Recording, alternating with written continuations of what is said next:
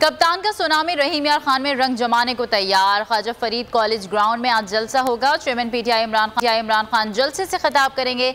इमरान खान का खिताब मुल्क के मुख्तलिफ शहरों में बड़ी स्क्रीन पर नशर किया जाएगा। इमरान खान ने अवाम के नाम पैगाम में उनका क्या कहना था। रहीम यार खान में आज बड़े जलसे से मुखातिब होंगे।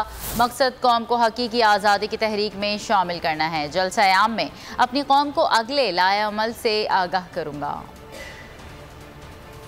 की शाम को इंशाअल्लाह मैं रहीम यार खान में जलसा करूंगा। इस जलसे का मकसद क्या है? आप सबको, अपनी सारी कौम को अपनी हकीकी आज़ादी की तहरीक में शामिल करने के लिए हफ्ते की शाम को रहीम यार खान से जो सारी मेरी पार्टी के लोग, मेरी कौम सारे मुख्तलिफ शहरों में जो देख रहे होंगे, उन सबको मैं अपना लाएअमल बताऊंगा कि हमने अब ये कैसे अपने आप को आज़ाद करना है, हकीकी तौर पे आज़ाद करना है, और वो मेरी तहरीक के अगले लाएअमल क्या है।